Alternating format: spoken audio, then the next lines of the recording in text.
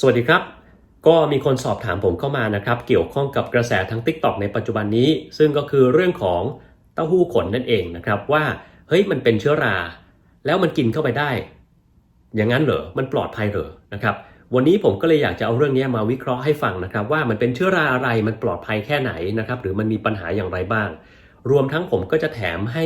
อีก2อย่างก็คือเรื่องของเทมเป้นะครับแล้วก็ชีสที่มันมีเชื้อราเป็นส่วนประกอบนะครับก็พบกับผมนะครับนายแพทย์ธนียวันนะครับเป็นอาจารย์แพทย์อยู่ที่ประเทศสหรัฐอเมริกาเชี่ยวชาญโรคปอดการปลูกถ่ายปอดและวิกฤตบำบัดนะครับเริ่มที่เรื่องของเต้าหู้ขนก่อนนะครับภาษาอังกฤษเราก็เรียกว่า hairy tofu นะครับคือชื่อตามชื่อเลยครับ hairy ก็คือขนเยอะๆนะครับแต่ภาษาทางจีนเนี่ยเขาจะเรียกว่าเหมาโต้ฟูนะครับซึ่งผมก็มีบังเอิญนะฮะว่ามีเฟลโลที่เรียนอยู่กับผมเนี่ยเขาเป็นคนจีนเขาก็บอกว่าไอเหมาโต้ฟูเนี่ยมีเยอะแยะที่จีนนะครับแล้วก็มันมีเชื้อราเป็นส่วนประกอบจริงๆนะฮะสามารถกินได้ทั้งแบบที่มันยังเป็นขนอยู่นะครับแล้วก็แบบที่เอาไปปรุงนะไปทอดไปทำประกอบอาหารอย่างอื่นนะครับซึ่งก็มีกินมานานละนะฮะไม่ได้มีปัญหาอะไรทีนี้ก็มีหลายแหล่งข่าวออกมาบอกว่าเฮ้ยมันมีเชื้อราตัวนั้นตัวนี้นะครับผมก็เลยไปค้นงานวิจัยของประเทศจีนมาซึ่งผมก็จะแปะลิงก์ให้ทุกท่านครับไปอ่านได้เองเลยนะครับว่ามันมีเชื้อราอยู่ในนั้นเป็นเชื้อราอะไรบ้างนะครับคนที่ประเทศจีนเนี่ยนักวิทยาศาสตร์ที่นี่เขาก็ไปทำวิจัยเรื่องของไอ้เหมาโต้ฟูนี่เลยครับว่าไอ้เต้าหู้ขนมันมีอะไรอยู่ในนั้นบ้างนะครับเขาพบว่ามันมีเชื้อราอยู่100 กว่าชนิดมีเชื้อแบคทีเรีย300 กว่าชนิดนะครับนอกจากนี้ที่น่าตกใจอย่างหนึ่งก็คือในของจีนที่เขาทำเอาตัวอย่างมาจากหลายๆที่เนี่ยบางที่นะครับมันมีการปนเปื้อนของพยาธิทั้งตัวกลมแล้วก็ตัวแบนด้วยนะครับซึ่งผมสันนิษฐานว่ามันน่าจะมีการปนเปื้อนมากับไอตัวถั่วเหลืองที่เอามาหมักเต้าหู้ซะมากกว่านะครับทีนี้ในการตรวจของเขาเนี่ยเป็นการตรวจหาสารพันธุกรรมนะครับหมายความว่ามันอาจจะไม่ใช่เป็นพยาธิมาทั้งตัวก็ได้อาจจะเป็นสารพันธุกรรมของพยาธิมันปนเปื้อนมาอย่างนั้นก็ได้นะครับนั้นอันนี้ก็เป็นสิ่งหนึ่งซึ่งอยากบอกไว้ถ้าเกิดคนไหนจะกินสดๆคุณอาจจะได้พยาธิเข้าไปอันนี้ผมก็ไม่รู้เหมือนกันนะครับมันก็ขึ้นอยู่กับกระบวนการทำนะครับว่าเขาทำยังไงทีนี้ครับต่อมาเขาก็มีงานวิจัยครับไองานเนี้ยแหละบอกว่าตัวราหลักๆของตัวที่เอามาทำเป็นเต้าหู้ขนเนี่ยมันคืออะไรมันเป็นเชื้อราตัวหนึ่งชื่อว่ามิลโคร์ครับไปฟังมาหลายแหล่งใช่ไหมครับคุณอาจจะได้ยินชื่อราตัวนั้นตัวนี้แต่ว่าอันนี้เป็นงานวิจัยของจีนที่เขาทำเรื่องนี้จริงๆดังนั้นผมว่าข้อมูลอันนี้เชื่อถือได้สูงที่สุดแล้วนะครับเดี๋ยวผมจะแปะลิงก์ให้ทุกท่านไปอ่านได้เองนะครับมันคือมิลโคร์นะครับ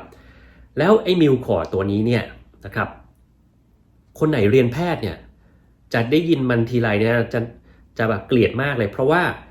มิลโคร์เนี่ยนะครับเวลาที่มันก่อโรคในคนแล้วล่ะก็โอกาสตายสูงมากเลยนะครับอย่างน้อยๆก็ 7-80% ที่จะต้องตายนะครับ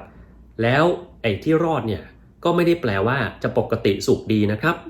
เพราะว่าการรักษามิลโคร์เนี่ยจะต้องใช้ทั้งยาที่มันมีพิษสูงร่วมกับการผ่าตัดเอาเนื้อเยื่อออกไปนะครับไอ้มิลโคร์ตัวนี้เนี่ยเวลามันเข้าไปในร่างกายแล้วนะครับมันมักจะติดในทางเดินหายใจทางเดินอาหารนะครับซึ่งในคนที่อ่อนแอนะครับมันก็จะทะลุทะลวงเส้นเลือดตรงบริเวณนั้นแล้วก็กินเนื้อเยื่อเข้าไปเรื่อยๆนะครับเช่นคุณเป็นไซนัสอักเสบจากเชื้อราตัวนี้นะครับมันกินเข้าไปแล้วก็เข้าไปสู่สมองได้เลยนะครับถ้าในปอดมันก็กินตัวเนื้อปอดเข้าสู่เส้นเลือดในปอดกระจายไปได้ทั่วร่างกายนะครับนั่นคือปัญหาของตัวมิลโคร์นะครับแล้วพอมันติดขึ้นมาแล้วเป็นอย่างนั้นจริงๆเลยนะยาที่เราใช้เช่นใช้ยาแอมโฟเทอริซิน B ตัวนี้ก็เป็นยาที่ยาฆ่าเชื้อราที่มันมีพิษสูงนะครับมีพิษต่อไตมีพิษต่อระบบเลือดนะครับแต่มันก็ต้องใช้แล้วบางทียาตัวเดียวก็เอาไม่อยู่ก็ต้องบวกยาตัวอื่นเช่นโพซาโคนาโซลนะครับซึ่งตัวนี้อาจจะมีผลต่อตับมีผลต่อระบบหัวใจมีผลต่ออะไรเยอะแยะไปหมดนะครับหรือไอแซบูโคนาโซลซึ่งอาจจะปลอดภัยมากกว่านิดนึงนะครับแล้วยาอย่างเดียวก็ไม่ได้ก็ต้องมีการตัดเอาเนื้อเยื่อที่มันติดเชื้อออกไปให้มากที่สุดเท่าที่จะเป็นไปได้นะครับการตัดเนื้อเยื่อท่านลองคิดดูสิครับถ้ามันเป็นตรงเนี้ยตรงไซนัสท่านโดนคว้านทิ้งไปหมดแล้วหน้าอาจจะเป็นรูโบอย่างนั้นเลยก็ได้นะครับแล้วก็คว้านขนาดก็ไม่ได้แปลว่าท่านจะรอดเสมอไปนะครับดังนั้นมิลโคร์เนี่ยเป็นอะไรที่ทางการแพทย์เราเกลียดมากเพราะว่าต่อให้ท่านมีโอกาสรอดคือตัดมันออกไปแล้วให้ยาแล้วมันก็ไม่ได้ให้ยาครั้งเดียวจบนะครับให้ยาไปเป็นเดือนเลยนะครับกว่าจะดีขึ้นถ้าท่านจะดีขึ้นนะครับที ทีนี้ในเมื่อมันน่ากลัวแบบนี้แล้วทำไมเรายังกินกันอีกนะครับต้องบอกอย่างนี้ครับว่าไอ้ตัวมิลคอร์ดเนี่ยนะครับคนเราเนี่ยถ้าแข็งแรงเป็นคนปกติสามารถที่จะกินเข้าไปได้ไม่เกิดปัญหาทั้งสิ้นเพราะว่าพอมันเข้าไปในร่างกายแล้วเนี่ยการที่มันจะเข้าไปสู่เนื้อเยื่อของเราได้เนี่ยนะครับมันจะต้องทะลุเข้าไปในนั้นเวลาที่มันทะลุเข้าไปเนี่ยถ้าคนปกติก็จะมีภูมิต้านทานที่แข็งแรงพอที่จะไปกำจัดมันก่อนที่จะเกิดเป็นปัญหาแล้วเชื้อราพวกนี้ก็ไม่มีปัญหาอะไรนะครับก็เหมือนกับการที่เราไปบังเอิญกินข้าวขึ้นรานะครับหรือไป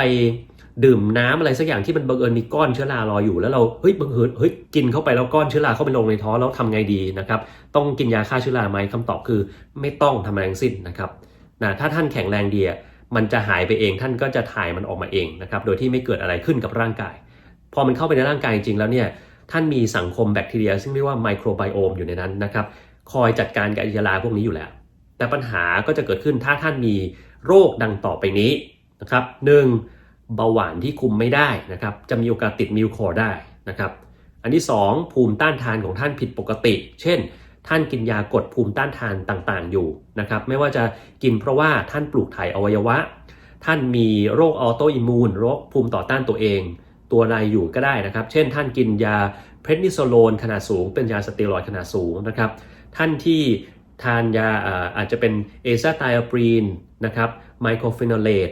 ไซโคสปอรินนะครับแทโคไลมัสฉีดยารีทักซิแมปอยู่อะดาลิมิวแมปนะครับชื่ออะไรก็แล้วแต่ที่มันเป็นยากดภูมิทั้งหมดเนี่ยท่านจะมีความเสี่ยงต่อการติดมิลคอร์ดมากๆนะครับไม่ใช่แค่นี้ครับคนที่เป็นโรคมะเร็งได้รับเคมีบำบัดอยู่ไขกระดูกฝ่อนะครับที่สร้างเม็ดเลือดไม่ได้นะครับหรือสร้างเม็ดเลือดขาวไม่ได้นะครับเม็ดเลือดขาวคือภูมิต้านทานถ้าท่านสร้างไม่ได้เพราะไขกระดูกมันฝ่อไปแล้วก็มีปัญหานะครับมะเร็งชนิดต่างๆไม่ว่าจะเป็นมะเร็งเม็ดเลือดนะครับมะเร็งอะไรก็แล้วแต่ที่ได้รับเคมีบำบัดนะครับหรือมันยังไม่หายท่านก็จะมีความเสี่ยงต่อการติดตัวมิลคอร์ได้เช่นกันนะครับแล้วโรคเรื้อรังต่างๆเช่นท่านมีโรคไตเรื้อรังนะครับโรคตับเรื้อรังตับแข็งนะครับพิษสุราแล้วลงไปตับแข็งพวกนี้ก็จะเสี่ยงต่อการติดมิลคอร์พวกนี้เข้าไปเหมือนกันนะครับอีกอย่างหนึ่งซึ่งผมฟังมาหลายสื่อแล้วก็ติดใจเหลือเกินว่าทำไมถึงไม่มีคนพูดเรื่องนี้นะครับเพราะว่ามันมีโอกาสเป็นไปได้และที่เมืองไทยก็เป็นกันเยอะซะด้วยซึ่งมันเป็นความเสี่ยงต่อการกินติดมิลคอร์ก็คือโรคที่มีเหล็กเกินในร่างกายครับทำไมผมถึงบอกว่าประเทศไทยเจอเยอะเพราะว่าประเทศไทยเนี่ยเป็นดงของโรคทาลัสซีเมียโรคทาลัสซีเมียเนี่ยจะเป็นโรคที่มีเหล็กเกินในร่างกายได้เยอะเลยทีเดียวนะครับแล้วไอ้เหล็กเกินในร่างกายเนี่ยนะครับที่มันจะเป็นความเสี่ยงต่อการติดเชื้อรามิลคอร์เพราะว่าไอ้มิลคอร์เนี่ยมันกินเหล็กได้ถ้าเรามีเหล็กให้มันกินเยอะใช่ไหมครับมันกินแหลกลาเลยนะครับแล้วก็เกิดเป็นปัญหาได้นะครับแล้วก็ไม่ใช่แค่นั้นไม่ใช่มีแค่โรคทาลัสซีเมียที่ทำให้เหล็กเกินในร่างกายนะครับอีกโรคหนึ่งก็คือฮีโมโครมาโทซิสซึ่งผมเคยวิเคราะห์เรื่องโรคนี้ไปแล้วว่ามันเป็นโรคอะไรถ้าใครจำไม่ได้ก็กลับไปย้อนฟังคลิปเก่าๆของผมที่ผมพูดเรื่องนี้ดูนะครับที่สำคัญคือยาที่ใช้ในการขับธาตุเหล็กเนี่ยนะครับมันก็มีปัญหาเหมือนกันนะครับยาที่เราใช้ขับธาตุเหล็กเนี่ยจะชื่อว่าเดสเฟอโรอกซามีนนะครับเดสเฟอโรอกซามีนตัวนี้เนี่ยมันมีหน้าที่อันหนึ่งคือมันจับธาตุเหล็กมันจับเฉยๆไม่ได้แต่มันจับแล้วเนี่ยไอ้เชื้อรามันเอาไปใช้ได้ครับมันก็เลยยิ่งกินเข้าไปใหญ่เลยไอ้การที่เชื้อราเอาไปใช้ตรงนี้ได้เราจะเรียกมันว่าซิโดโรฟอร์นะครับซิโดโรฟอร์แปลว่ามันจับธาตุเหล็กไว้กับมันแล้วบังเอิญมีคนเอาไปใช้ได้ก็คือในที่นี้เชื้อราแต่ถ้าเป็นยาขับธาตุเหล็กตัวอื่นนะครับมันจะไม่มีปัญหานี้นะครับเช่น Deferoxyrox นะครับพวกนี้ Deferiprone 2ตัวนี้ไม่ได้ทำให้เกิดปัญหานี้ขึ้นมาดังนั้นคนที่มีปัญหาที่ผมบอกทั้งหมดเนี่ยนะครับท่านถ้าจะกินเต้าหู้ขนนะครับห้ามกินดิบๆเด็ดขาดท่านจะเอาไปต้มเอาไปทอดเอาไปทำอะไรก็ได้ให้มันสุกนะครับถึงจะกินได้ครับเท่านั้นเลยนะไม่มีกรณียกเว้นใดๆทั้งสิ้นถ้าท่านกินเข้าไปโอเคท่านอาจจะไม่เป็นไรแต่ถ้าท่านเป็นขึ้นมาแล้วจริงๆแล้วล่ะก็โอกาสเสียชีวิตจากมิลคอร์สูงมากนะครับสูงมากๆเลยนะฮะและที่รอดเนี่ยก็ไม่ปกตินะครับนะมิลคอร์จริงๆมันมีอีกชื่อหนึ่งชื่อว่าไซโกไมซิเทสนะครับมันเป็น2ชื่อหรือว่าในภาษาทางการแพทย์ถ้าเราเรียกว่ามีติดเชื้อมิลคอร์เราจะเรียกว่ามิลคอร์ไมโครซิสนะครับหรือไซโกไมโครซิสนะครับ2ตัวนี้คือชื่ออย่างเดียวกันนะต่อมา เทมเป้เนี่ยมันมีเชื้อราอีกตัวหนึ่งครับชื่อว่า Rhizopus oligosporus นะครับ Rhizopus กับ Mucorเนี่ย2ตัวนี้มันใกล้เคียงกันแต่มันไม่ใช่ตัวเดียวกันนะครับผมเห็นมีคนออกมาบอกว่าไอ้เชื้อราที่มันทำให้เต้าหู้ขนมันเป็นเต้าหู้ขนเนี่ยมีคนพูดเชื้อราหลายอย่างมากเช่นบอกว่าเป็น Rhizopus บ้างบอกว่าเป็น Aspergillus บ้างนะครับแต่มันไม่ใช่ครับมันคือ Mucor นะครับแล้ว Mucor กับ Rhizopus ไม่ใช่อย่างเดียวกันนะครับอยากจะมาแนะนำท่านเหล่านั้นด้วยนะครับว่าเฮ้ยให้ไปอ่านงานวิจัยตัวที่ผมแปะไว้เจ๋งที่สุดเลยนะครับเรื่องเทมเป้มันก็เป็นเชื้อราตัวนี้เหมือนกันท่านก็จะต้องไปทำให้มันสุกเหมือนกันในคนที่มีความเสี่ยงแบบเมื่อกี้เพราะว่าไรโซปัสก็สามารถเข้าไปติดในร่างกายแล้วเป็นปัญหาอย่างนั้นได้แต่มันอาจจะไม่มากขนาดกรณีของมิวคอร์เท่านั้นแหละครับนะมิวคอร์นี่โหดสุดละนะฮะสุดท้ายชีสครับชีสชนิดต่างๆนะไม่ว่าจะเป็นบลูชีสนะครับชีสกัมมันแบร์นะครับที่คนที่ชอบกินชีสทั้งหลายแหละบางทีไปกินแล้วจะเห็นว่าแล้วมันมีเขียวๆฟ้าๆนะครับเป็นจุดๆเต็มไปหมดอันนั้นคือเชื้อรานะครับเชื้อราในยีสต์ในชีสเนี่ยนะครับมันจะส่วนใหญ่เป็นเชื้อราชนิดที่เรียกว่าเพนิซิลเลียมนะครับเพนิซิลเลียมเนี่ยมีหลายอย่างมากเลยเช่นถ้าเป็นชีสกัมมันแบร์เนี่ยมันจะเป็นเพนิซิลเลียมกัมมันแบร์ตินะครับเพนิซิลเลียมกัมมันแบร์ตินะครับตัวนี้เป็นตัวที่เอามาหมักทำให้เกิดชีสกัมมันแบร์ขึ้นมานะครับแล้วก็แน่นอนครับส่วนใหญ่แล้วถ้าเราแข็งแรงได้เชื้อเพนิซิลเลียมเข้าไปไม่เกิดปัญหาแต่ถ้าอ่อนแอได้เพนิซิลเลียมเข้าไปอาจจะเกิดโรคได้นะครับก็แปลว่าคนที่มีโรคประจำตัวเมื่อกี้ไม่ควรกินไอ้ของพวกนี้ที่มันยังมีเชื้อราเป็นอยู่ควรจะต้องทำให้มันตายซะก่อนถึงจะกินนะครับแต่ถ้าถามถึงโอกาสเช่นโอเคถ้าใน3อย่างเนี้ยแล้วคุณไม่แน่ใจว่าคุณมีปัญหาเรื่องระบบภูมิคุ้มกันมันอ่อนแอหรือไม่อ่อนแอแล้วอยากจะลองกินดูความเสี่ยงที่สูงที่สุดเนี่ยในบรรดาทั้งหมดทั้ง3ตัวนี้โอกาสที่จะเกิดโรคป่วยมากที่สุดคือไอ้เต้าหู้ขนเนี่ยอันดับ1นะครับมิวคอร์เนี่ยจะเป็นตัวที่อันตรายที่สุดรองลงมาคือเทมเป้ไรโซปัสเนี่ยสู้มิวคอร์ไม่ได้แต่ว่ามันก็อันตรายเหมือนกัน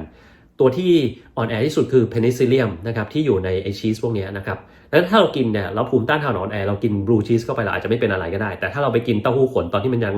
เป็นขนๆนะก็ตัวใครตัวเขาแล้วละกันนะครับเราถ้าเป็นขึ้นมาเนี่ยต่อให้หมอรักษาเต็มที่ยังไงต่อให้คุณจะรวยเป็นเศรษฐี10,000 ล้านยังไงก็ตามก็ไม่แน่ใจว่าจะรอดได้เหมือนกันนะครับดังนั้นเนี่ยถ้าเป็นผมนะครับต่อให้ผมรู้สึกว่าผมแข็งแรงผมก็ไม่กินเต้าหู้แบบเต้าหู้ขนแบบดิบๆผมคงจะเอาไปดีฟฟรายคือเอาไปใส่น้ำมันทอดให้มันเป็นดีๆแล้วถึงจะกินนะครับ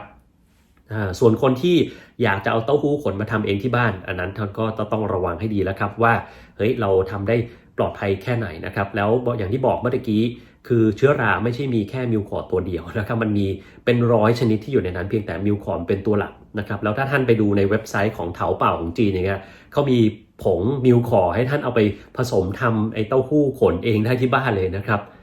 ลองไปหาดูถ้าใครอ่านภาษาจีนออกเพราะว่าข้อมูลเรื่องของเต้าหู้ขนในการทำเนี่ยเว็บไซต์ของประเทศของภาษาอังกฤษของประเทศไทยเนี่ยมันไม่ค่อยมีต้องไปของจีนนะครับผมโชคดีที่มีเฟลโลเป็นคนจีนเขาก็เปิดให้ผมดูเลยว่านี่ไงมีขายผงมิวคอร์แม่เขาซื้อมาทำด้วยนะครับผมว่าก็ดีเหมือนกันนะเรามีคนรู้จักหลายประเทศแล้วก็สามารถบอกอะไรได้เยอะแยะไปหมดก็เรียนรู้จากคนอื่นได้เหมือนกันนะครับโอเควันนี้ก็มาไขข้อข้องใจให้ทราบประมาณเท่านี้แล้วกันนะครับยังไงก็แล้วแต่นะครับถ้าเป็นผมแนะนำว่าเต้าหู้ขนควรจะไปปรุงให้มันสุกก่อนแล้วถึงจะรับประทานได้โดยที่ท่านไม่มีปัญหานะครับถ้าไม่ปรุงให้สุกแล้วก็ตัวใครตัวเขานะครับคนไหนที่มีโรคภูมิต้านทานที่บกพร่องนะครับไม่ว่าจะเป็นเพราะว่าสาเหตุอะไรก็ตามนะครับไม่ว่าจะเป็นเบาหวานโรคเรื้อรังนะครับโรคมะเร็งไขกระดูกฝ่อกินยากดภูมิต้านทานอะไรสักอย่างอยู่เป็นโรค HIV นะครับพวกนี้กินเข้าไปท่านมีโอกาสที่จะเสียชีวิตได้ค่อนข้างที่จะสูงมากนะครับโอเควันนี้ก็เท่านี้แล้วกันนะครับขอบคุณมากครับสวัสดีครับ